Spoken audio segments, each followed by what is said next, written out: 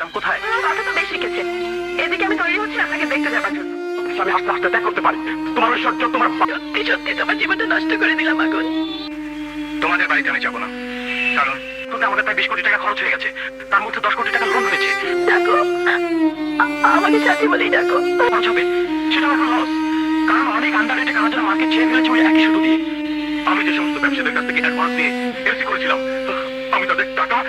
Bangla movie এই চ্যানেলটি বিনোদনমূলক একটি চ্যানেল। এবার বেল আইকনটি বাজিয়ে রাখেন।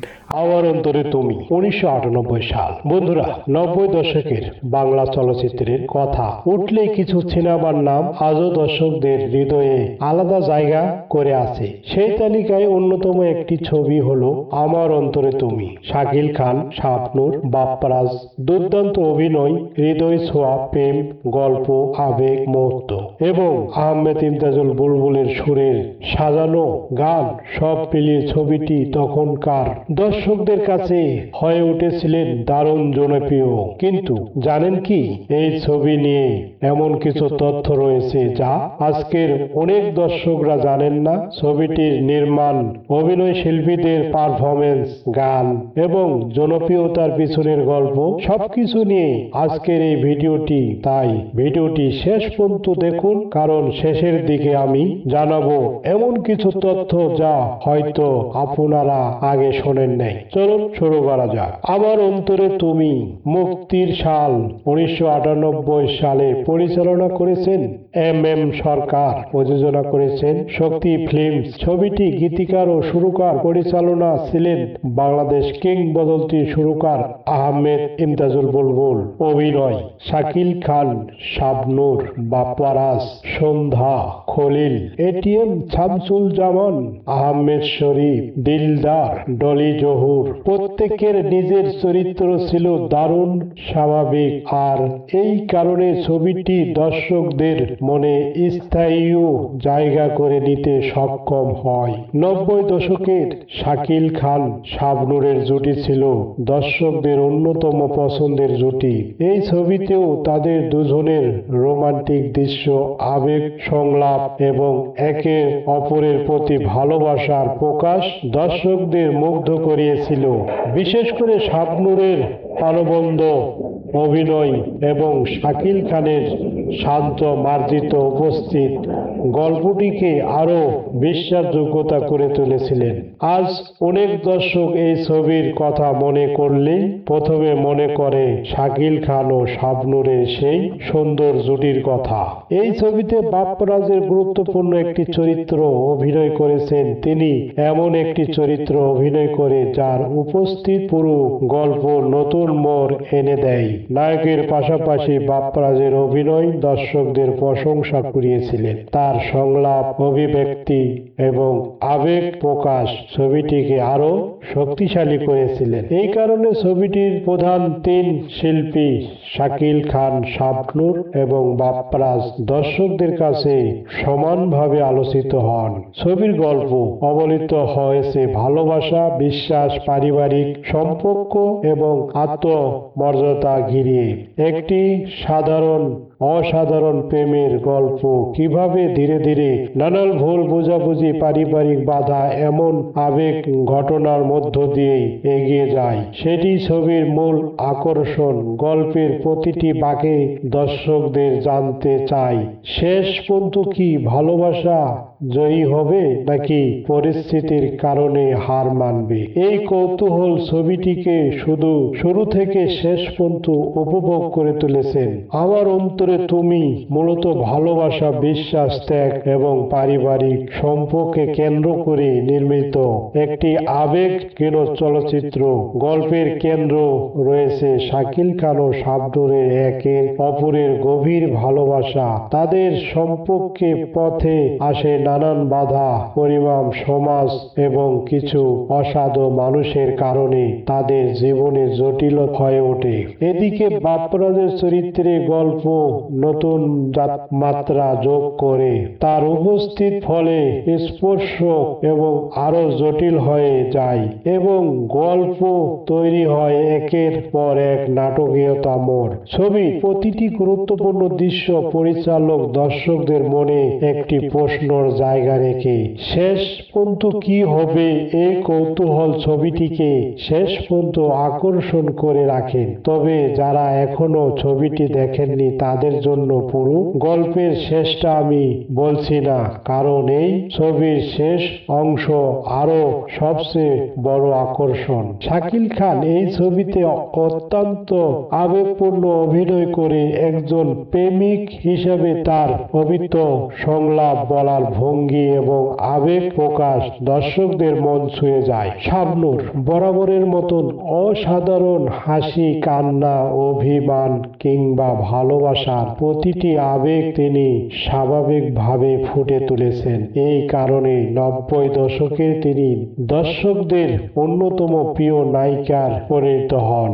বাপ্পারাজও নিজের চরিত্র দারুণ মানিয়ে গেছেন। তার অভিনয়ের গল্প আর শক্তিশালী ডায়লগে ছবিটি নাটকীয়তা বাড়িয়েছেন।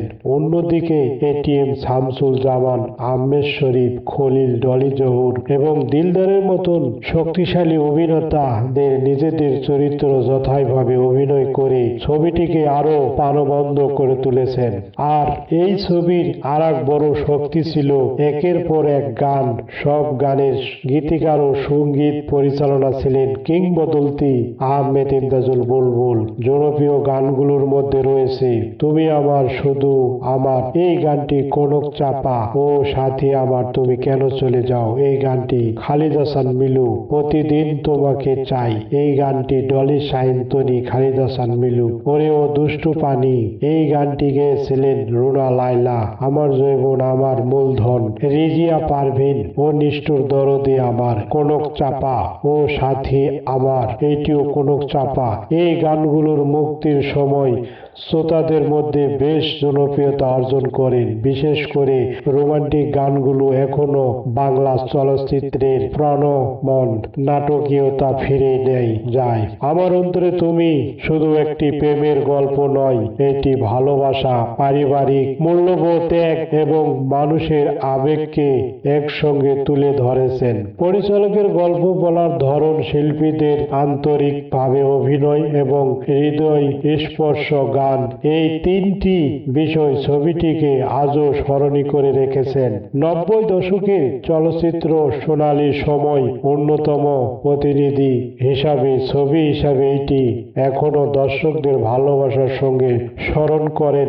আমার অন্তরে তুমি, আমার অন্তরে তুমি এই ছবিটি এমন একটি ছবি, এই ছবিটি বাপ্পারাজ এবং শাবনূর দুইজন ছোটবেলা থেকে সাথী থাকে, আর ছোটবেলায় এই সাথীর গানটি ও সাথী আমার, তুমি কেন ভুলে যাও, কি দোষ করেছি একথা বলে যাও, এই গানটি দর্শকদের মনে আজও জায়গা করে আছে। আর বাপ্পারাজ থাকেন অনাথ, তার বাবার পরিচয় থাকে না। ডলি জহুর কে বিয়ে করেন খলিল, কিন্তু বাচ্চা পেটে আসার পরে খলিল তাকে স্বীকার করে না এবং খলিল থাকে আহমেদ শরীফের বন্ধু। আহমেদ শরীফও বিষয়টি জানার পরও সে পরে ধীরে ধীরে বাপ্পারাজ নিজে নিজে প্রতিজ্ঞা করে আমি একদিন বড়লোক হব, আর এই বড়লোক হয়ে আমি আমার বাবা নামে এই পশুটিকে আমার মায়ের পায়ের নিচে ফেলাবো। এই প্রতিজ্ঞায় বাপ্পারাজ চলে আসেন শহরে। এক নতুন আগুন এটিএম শামসুল জামান, তিনি মুরব্বী, অপরাধ জগতের মুরব্বী থাকেন।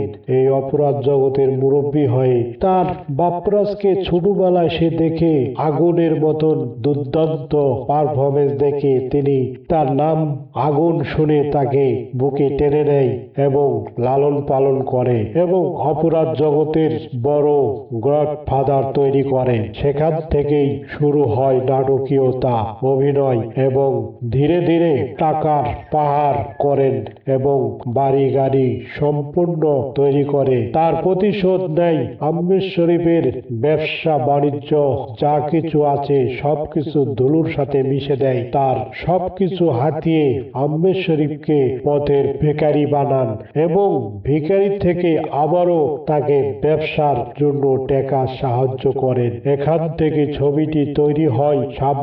শাবনূরের বাবা থাকেন আহমেদ শরীফ। সম্পূর্ণ ঘটনা শাবনূরের সঙ্গে একটি পুতুল নিয়ে তার গল্প। শাকিল খানের সঙ্গে বাপ্পারাজের বন্ধুত্ব হয়। বন্ধুত্বর মাধ্যমে শাবনূরের সঙ্গে পরিচয় হয় এবং শাবনূরের সঙ্গে পরিচয় হওয়ার পরেই তার জন্মদিনের অনুষ্ঠানে শাবনূর মিস্টার আগুনকে একটি গান গাইতে বলে, আর সেই শুরুতেই সুযোগেই বাপ্পারাজ গান গেয়ে ওঠে, ও সাথী আমার তুমি কেন চলে যাও। এই গানটি যখন বাপ্পারাজ গাইতেছে ওই সময় শাবনূরের হঠাৎ তার ছোটবেলার কথা মনে পড়ে যায় এবং সে বুঝতে পারে আমার সেই হারিয়ে যাওয়া আগুন, এই সেই আগুন, এনাদপুরের আগুন। তিনি খুঁজতে থাকেন, শিল্প একাডেমি তার বারবার খুঁজতে থাকেন, কিন্তু 8 মাস যাবৎ বাপ্পারাজের দেখা পাননি শাবনূর। পরে তিনি শাবনূরের সঙ্গে বাপ্পারাজের দেখা হয়, পরে তাদের সঙ্গে একটি সম্পর্ক হয়, কিন্তু শাবনূরের সঙ্গে বাপ্পারাজের দেখাটা অনেক দেরিতে হয়, কারণ এর আগেই বাপ্পারাজ ব্যর্থ প্রেমিকের হয়ে যায়, কারণ শাবনূর শাকিল খান শাবনূর ঘনিষ্ঠতা বাড়ে এবং তাদের ধীরে ধীরে প্রেম এবং তাদের গান, দুর্দান্ত পারফরমেন্স গান শুরু হয়। বাপ্পারাজ এদিকে স্বপ্নে দেখে শাবনূরের সঙ্গে সে গান গাইতেছে, নাচতেছে, কিন্তু স্বপ্ন শেষ হয়ে গেলে সে গাড়িতে বসে আছে। এই ছবিটি শেষ পর্যন্ত বাপ্পারাজ মারা যান এবং শাবনূর শাকিল খান দুইজনের হাত এক করে দেন, আর শেষ কাহিনীটি এক আবেগঘন পারিবারিক গল্প। ছবিটি সমাপ্ত হয়। সকলকেই HK1 বাংলা মুভি এই চ্যানেলে ভিডিওটি দেখার জন্য অসংখ্য ধন্যবাদ।